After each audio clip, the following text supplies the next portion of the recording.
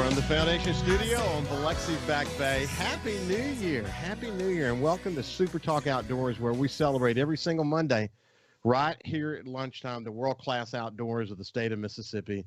I want to thank you for joining us on the super powerful Super Talk Mississippi Radio Network, or Super Talk TV at C-Spire TV. But if you're listening on Facebook or YouTube or your favorite podcast, it's January the 3rd, 2022, and it's a cold day. We'll talk more about that in a second. Finally got some cold weather in Mississippi after some record heat.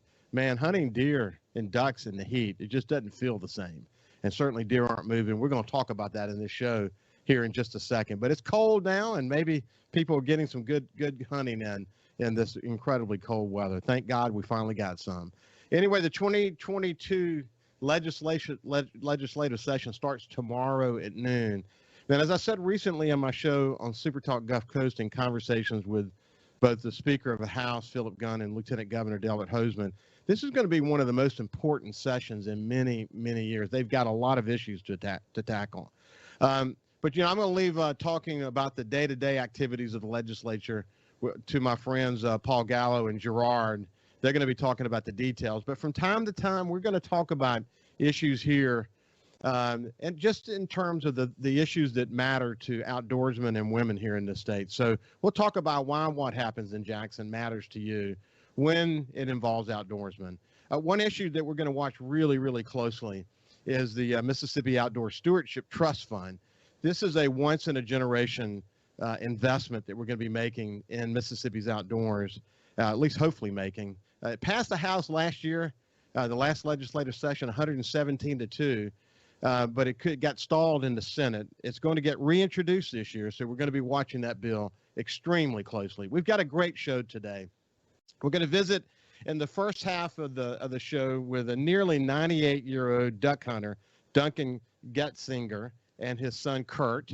And in the second half of the show, we're going to update everyone on what's going on in the deer season so far this year. And we're going to visit with the coordinator of the private lands program for the Mississippi Department of Wildlife, Fisheries, and Parks. So without any further ado, let's move over to my friends Duncan and Kurt Getsinger and welcome them to Super Talk Outdoors. How you guys doing? Doing great, thank you. Good, Rick. Good. So Kurt, where are y'all located right now?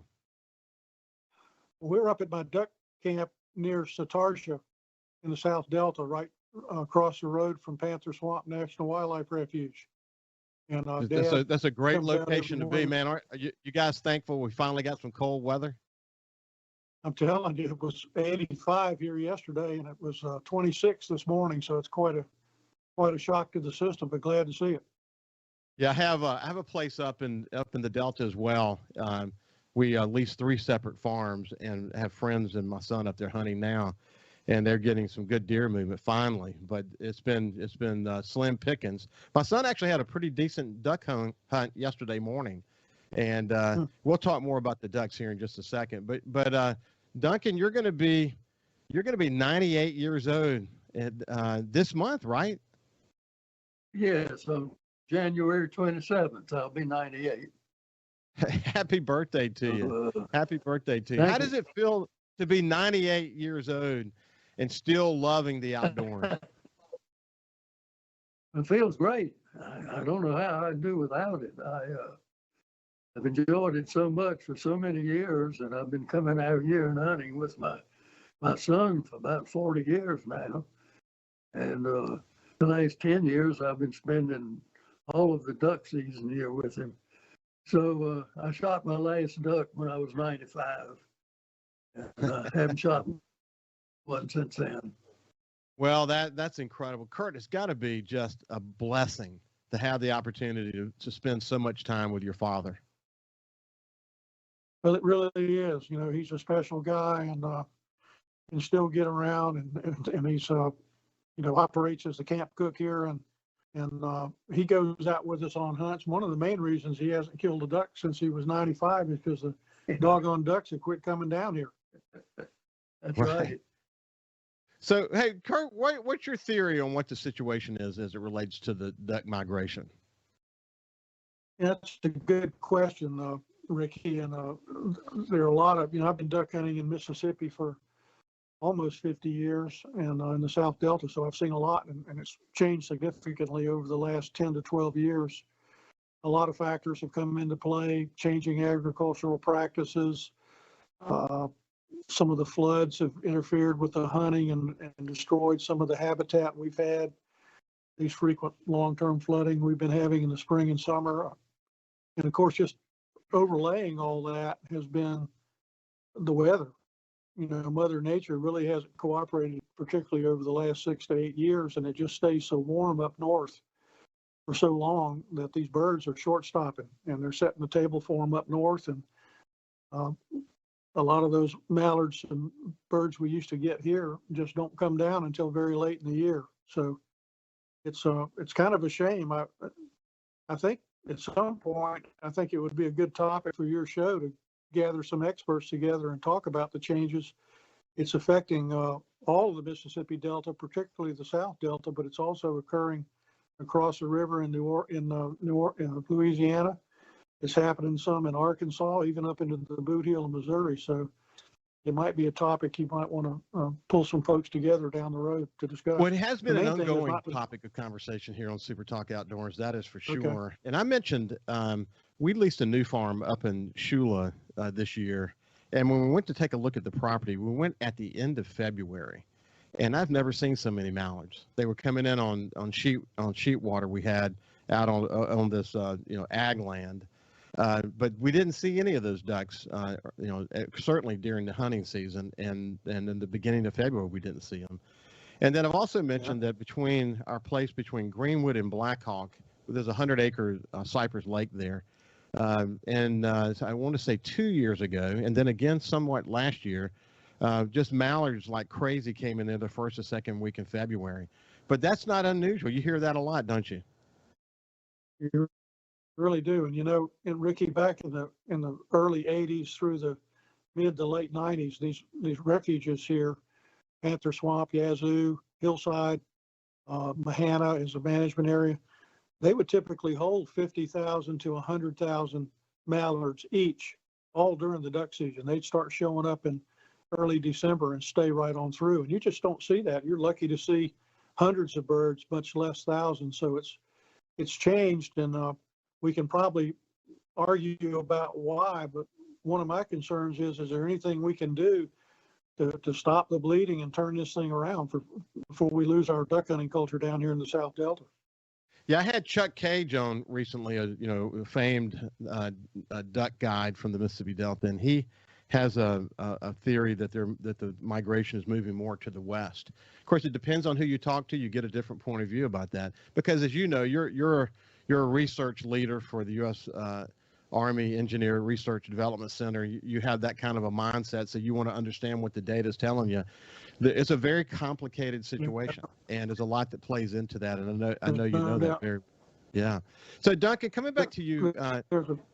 Yeah, go ahead. What were you going to say?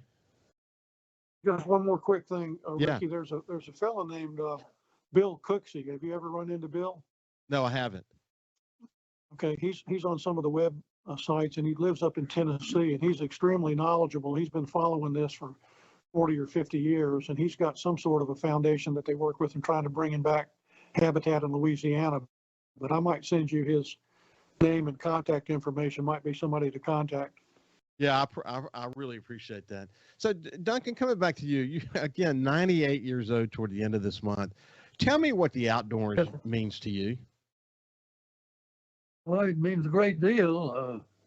Started duck hunting with Kurt here when he was like 12 years old, and of course we've done a lot of fishing together and a lot of hunting together, mainly duck hunting, and both salt and freshwater fishing.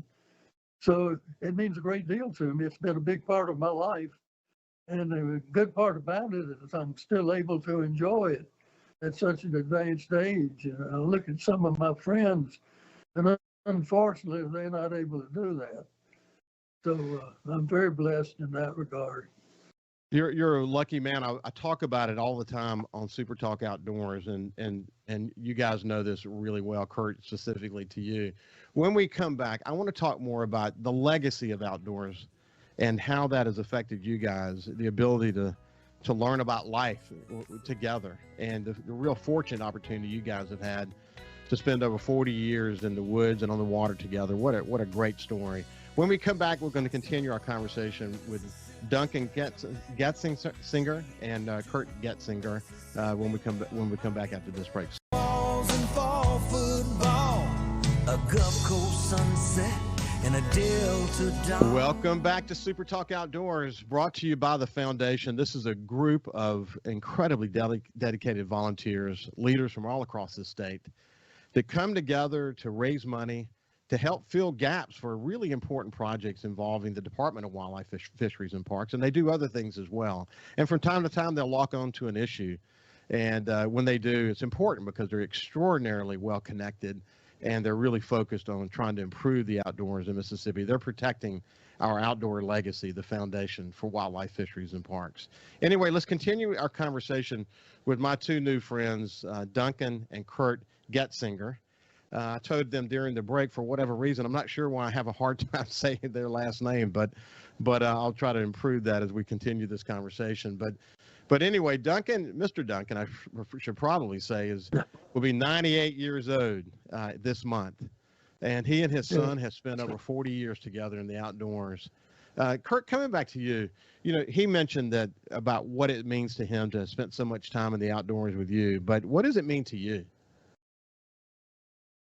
Well, it's been an amazing experience. We've hunted 40 years together up here in Mississippi, but another 20 or so before I moved out here. And, he taught me how to hunt and taught me about conservation and to respect the outdoors, and anything that we caught or harvested, we always only took things that we would eat or make sure other people would eat. So respect the resource, respect other hunters, hunting etiquette.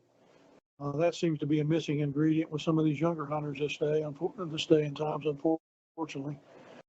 And just to be able to be with him, and he was very patient, teaching me how to do things and letting me make some decisions. And so it's been a great relationship, and I've really enjoyed hunting with him. He's a good hunter and a good game chef too.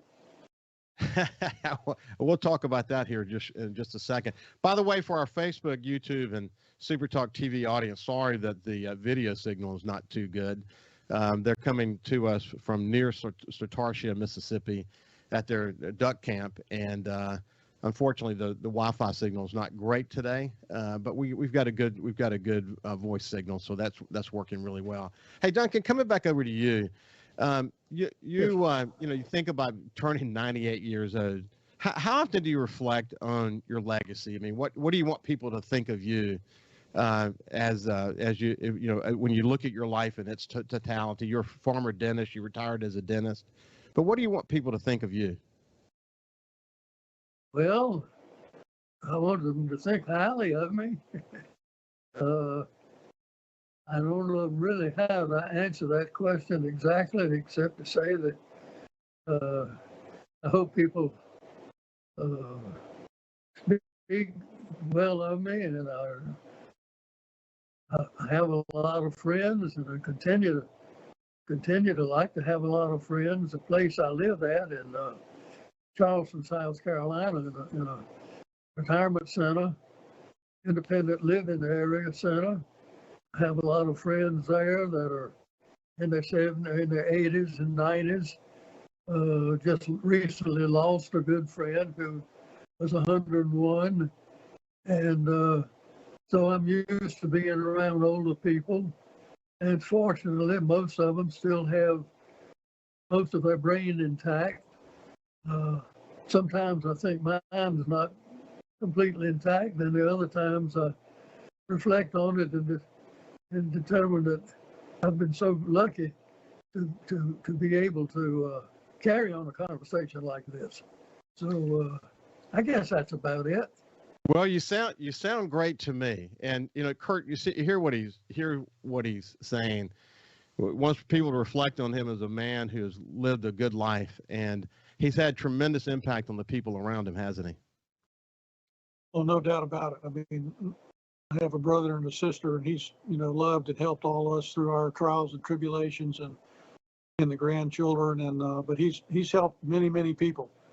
When he was a dentist, he helped a lot of people that couldn't afford dentistry. And he was actually the first pedodontist in the state of North Carolina. So he helped a lot of kids and was very, very charitable and good to people. And that's, kind and good to people. And maybe that's why he's made it to 98, because he's lived that kind of life. Boy, does it make a difference. It makes a difference. I often talk about, to succeed in life, one of the most important things is just to care about the people around you.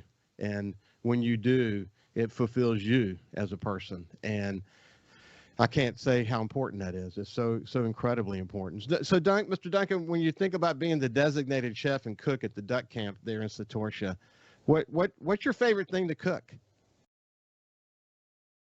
I think maybe my favorite thing to cook is what we call duck dressing.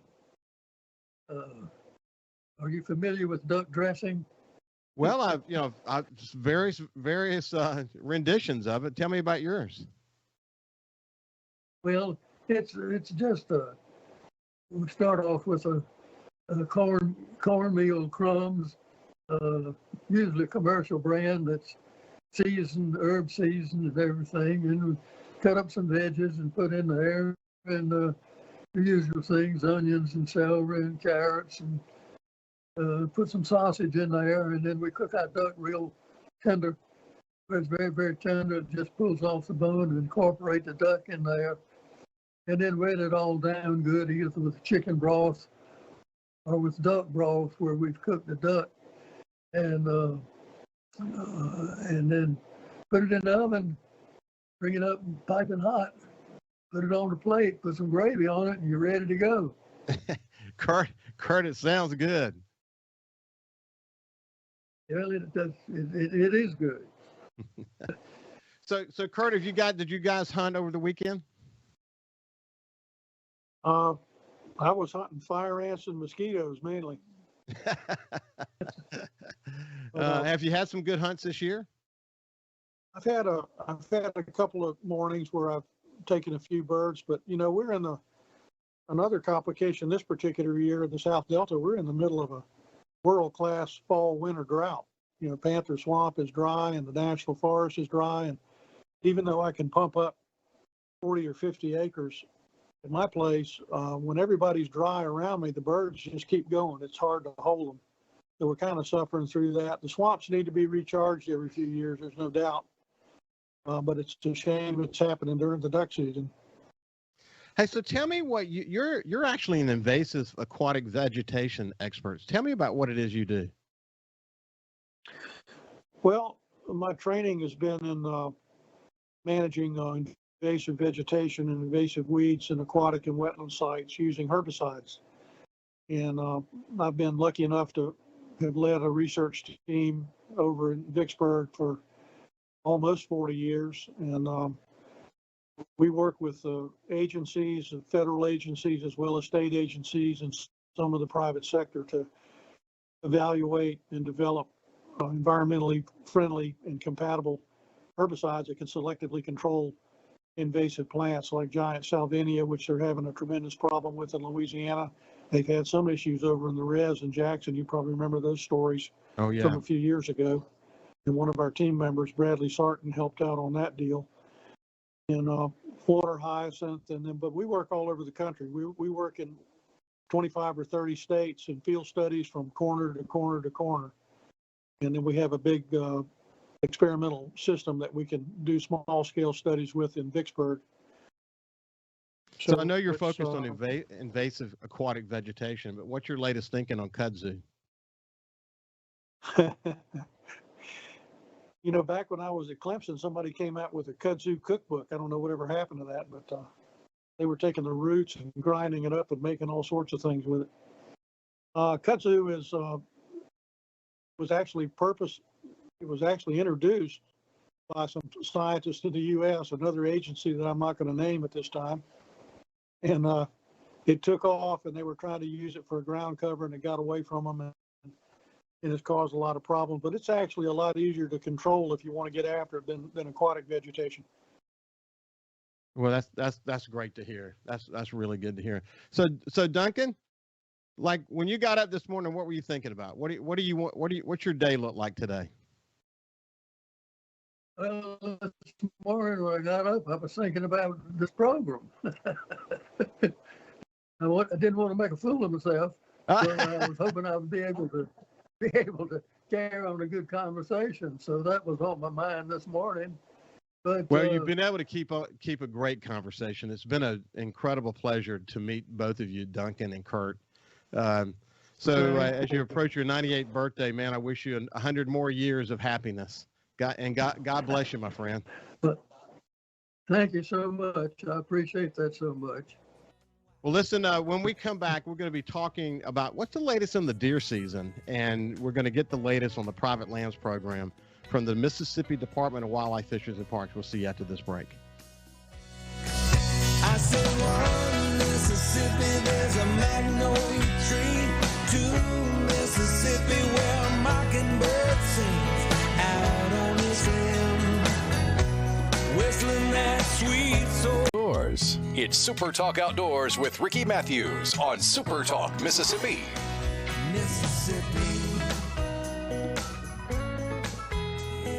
Welcome back to Super Talk Outdoors. I really appreciate you joining us, and Happy New Year right here from the Foundation Studio on a cold Biloxi Back Bay. It's cold today. Finally got some cold weather across the state of Mississippi, and that's going to help hopefully help the duck hunting, and certainly it's going to be good for deer movement. We're going to get to more about that in just a second. But I want to mention too that if you're on Facebook, go to our Super Talk Outdoors Facebook page and follow us. Like that page, because you'll be glad you did. All the videos from our show are there, and we also place some other content there as well. Like a couple of really popular photos and videos recently was an epic buck battle filmed by my friend Chris Gertz, and it's been viewed thousands of times.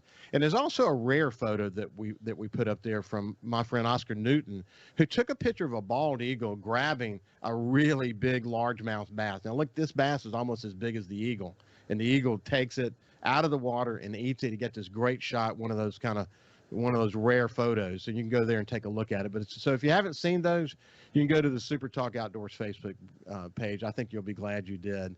Now I want to move over to the coordinator of the private lands program for the Mississippi Department of Wildlife, Fisheries, and Park. John, is it Gruchy? I meant to ask you that before we started the program. Yeah, Gruchy.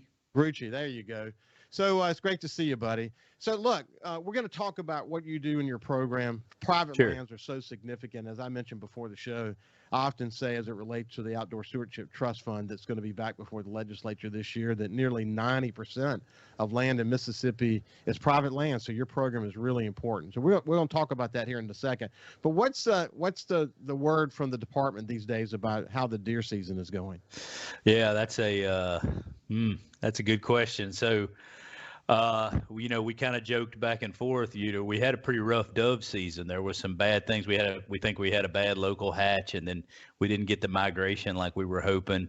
And now we're not in the middle of a great deer season. And of course, it was 80 degrees yesterday, and so duck season not hot. We're not batting really, really well right now. But obviously, a lot of that stuff is out of our control.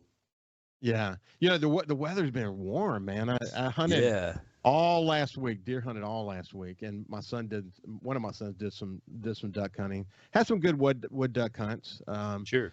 And then my son Jordan hunted yesterday, and he got some gadwalls and some wood ducks. And so, not great, but at least they had some activity.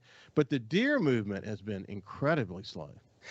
Yeah. So there's probably a lot of reasons for that, and this is just kind of shooting from the hip here. We don't have great data on all this as the season progresses, but all the taxidermists and processors and everybody that we talk to, everybody's down. I've had several hour-long conversations with deer hunters that are just distraught.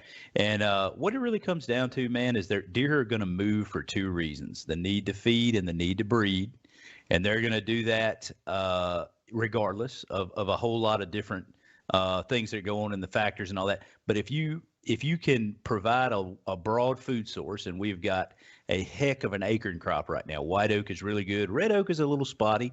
Then they have to move less to feed. And most of the people that we talk to have beautiful food plots right now because they've been off of them for the acorns. And then also we got really good food plot weather. So we've got, an abundance of food out there. So the need to feed movement is down. Yeah. The need to breed movement is going to be there, but when we get such warm days, they do have a heat stress issue that comes into play. And some of the radio collar studies that we've done with Mississippi State, they're still going to move, but a lot of it's going to be at night, when it's cooler, obviously. So all those things kind of pile on. And then last year we had this record season. I mean, every taxidermist was full and all the processors had to shut down. It was this record season, everything lined up great. And you think all those deer we killed last year, they're not on the hoof this year. So, all those things kind of combine to make kind of an off season. But, you're going to have that from year to year. We generally can count on one out of about every 5 being a real stinker, and we're going to get, some annual variation. Yeah, what we've been noticing on our cameras is that certainly a lot more nighttime activity, not as much daylight activity. That's right. That confirms what you just mentioned.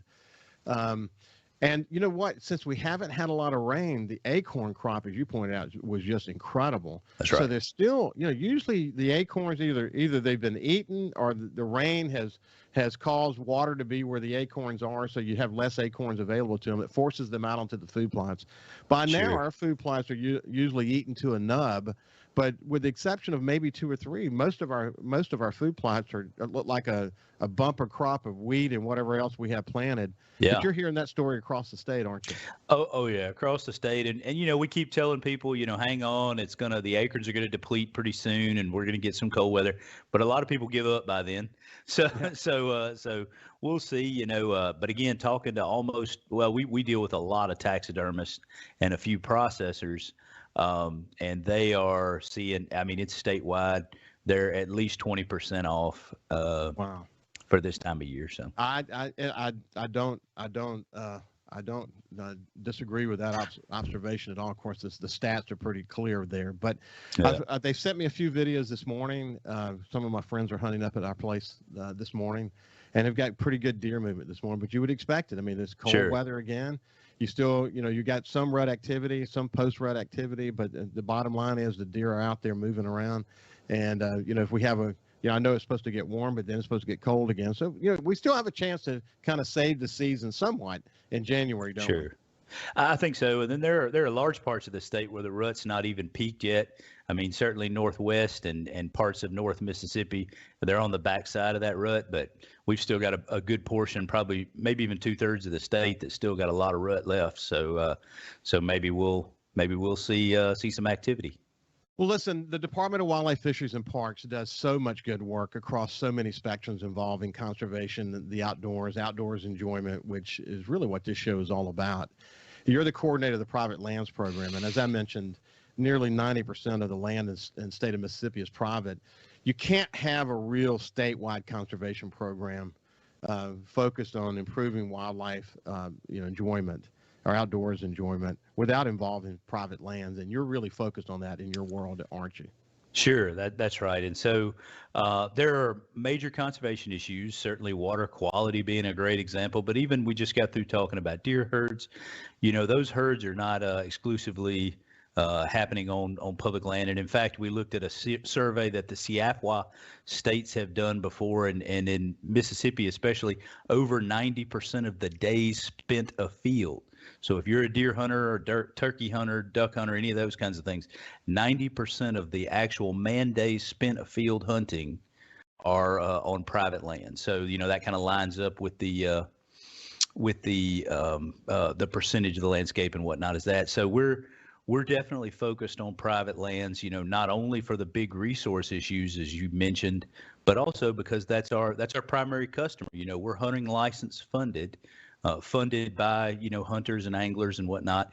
And so if they're spending their days afield on private lands, the best way for us to serve them is going to be going to them and bringing that technical guidance, as we call it. I bet you see some great examples of of private landowners who are really dedicated to outdoors conservation. I think about the relationship I have with the farmers that I work with, Yeah. and the work that they do with us. I mean, a lot of the stuff that we do, whether it be focused on duck habitat or whether it be focused on just improving the deer situation, we couldn't do, frankly, to be honest with you, if we didn't have the farmers involved in that process, because they bring people and heavy equipment to bear. And it's a great sort of coordinated effort when they get their crops out. They're kind of focused on helping us improve the wildlife situation. You hear that every single day, don't you? Sure, sure. And really a big part of what we're doing is partnerships, not just with farmers and landowners, but also with the external partners like the USDA, Fish and Wildlife Service, and some of those other groups that are not only funders, but they're also actively doing management. You mentioned landowners. It's important to note this is a free service we provide to our customers. And so we're working with landowners anywhere from 5,000 and 6,000 acres, these big tracts, to, we get requests all the time from 40 and 50 acre landowners. And at the end of the day, the guy with 40 and 50 acres, that's his kingdom, that's his palace. And he loves that, every acre of that 40 and 50. And so, certainly we're going to serve those guys as best we can. Now, there are different options for those folks, right? You got 50 acres, you're going to have a hard time growing, Boone and Crockett bucks, so to speak, when you don't have a single home range on that property. But, we can come up with some stuff to help those guys out. One of the things I've heard people talking about a lot lately has been controlled burns. Sure. Brad Ferris recently talked about it in pretty significant fashion. And you guys have this Fire on the 40 initiative. Before we go to that, why don't we do this? We'll go to the break, and on the other side, we'll talk about controlled burns and some other initiatives that you guys have been involved in. This is John Gruchy. He's the coordinator of the private land program for the Mississippi Department of Wildlife, Fisheries, and Parks. And we'll continue the conversation on the other side. See you in just a second. Tree to Mississippi where a mockingbird sings out on his limb, whistling that sweet soul for him. I said 3 Mississippi to this land called home. I'll breathe Mississippi till I'm dead and gone. Just carry on, I'll carry on, Mississippi.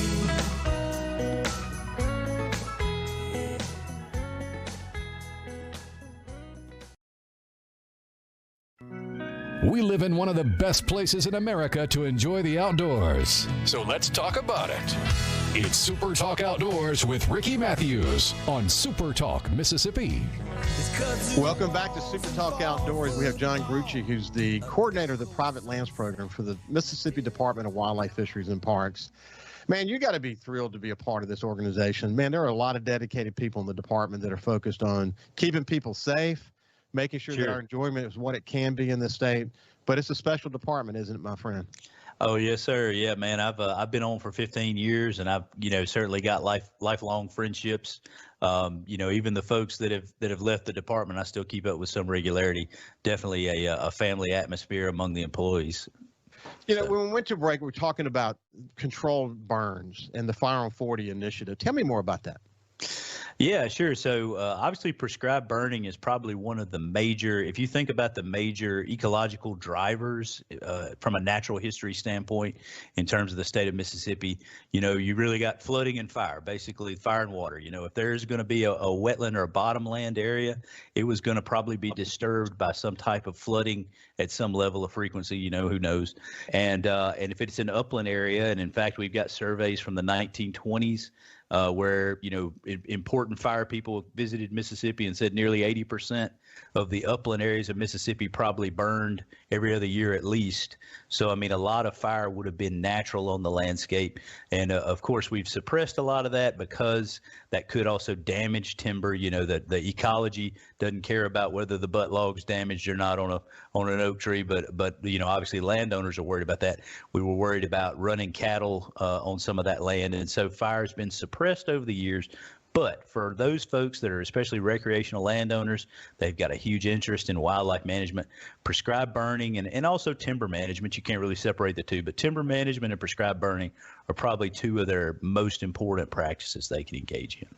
So what you're hearing is that more landowners you're finding more interested, less worried about, what it means to do a prescribed burn, and more willing to hear how it really can help wildlife. Yeah, so it's kind of a yes and no. So what it comes down to is I think we're definitely hearing more interest out of recreational landowners, people who purchase the land with the intention of hunting and fishing as their primary land. But we've certainly seen a decline statewide in fire, particularly from the forestry segment. And that goes back to your liability comment. A lot of those forestry, timber companies, if you will, some of these other major forest landowners, they're afraid of the liability. And we've come up with new technology in the form of chemicals where they can get a lot of that competition control from chemicals, and they're not dealing now. Of course, there's liability there apparently. So anyway, we've got a weird fire cycle, if you will, right now. But from a recreational standpoint, I think the interest is as high as it's ever been, to the point where we're having trouble getting that burning conducted. We don't have enough burners. So yeah. God, I don't blame people for being a little concerned about the legal environment these days as it relates to, the potential liabilities related to burning. How do you guys overcome that? Yeah, so that's a very good question. Ultimately, there's liability associated with everything that we do, and that includes climbing a tree with a high-powered rifle or a stick with a pointy object at the end of it. There is liability associated with all those types of things, and we have to manage that liability every day when we drive a car, do whatever. And there are ways to get around that. Now, the reason the liability with fire, I think, is so concerning to so many people is that it's so visible and so visceral, right? When we see that news footage of a huge fire and there's all this crispy stuff, houses burned up. And then the other reason I will tell you this, everybody puts it on Smokey Bear and they put it on the news and all these things. But everybody that I talk to, every person in Mississippi, especially where we still have a fire culture, everybody's got a fire story. If you sit on the tailgate and talk to them, they'll tell you about that one time I was burning a pile and it got away. I went to the store and came back and it burned up 20 acres and I'll never touch a match again. So there's a personal aspect to that liability, but we can manage that liability in a bunch of different ways. Obviously, there's insurance policies, and the Mississippi Forestry Association is a good contact for that. They have a lot of information about that. We also have really good fire legislation, man. Mississippi was one of the first, actually the first state. In 1992, we passed really good legislation, so the legislature's gotten involved. Now, that legislation needs to be updated, right? It was passed in 1992. That was a long time ago. So there's a lot of need there with legislative stuff, but we do have some fire legislation. And then lastly, the best way for anybody anywhere to manage liability is to just be careful, have common sense, and train yourself and learn how to be a really good fire practitioner. So, John, tell me personally, what does the outdoors mean to you? Oh, that's a tough one. A good question there. No, well, that's an excellent question too, and I think those are very good types of questions for the public to hear. And I'll tell you this: I grew up, I grew up, hunting and fishing, of course. But the biggest thing is that my family has a block of land in Warren County, 160 acres that I'm familiar with, and my best way to interact with that piece of land, with the outdoors, is through hunting and fishing. And it not only has an aspect where we're feeding our family with wild game meat, but it also has the aspect of, I'm the third and fourth. My son is the fifth generation to have killed his first deer and his first squirrel on that block of land. It means everything in the world to me, and I know that's private landowners that I work with have that same story. I know they do, John Gruchy. You'll be back on Super Talk Outdoors soon, I can tell you that. But it's been a pleasure to visit with you this morning. Continue your good work with the private lands program at the department, and we'll see you later. Happy New Year to you, my friend. All right, man. Thank you. You bet. Have a great day and stay safe. We'll see you next Monday. Yes, sir.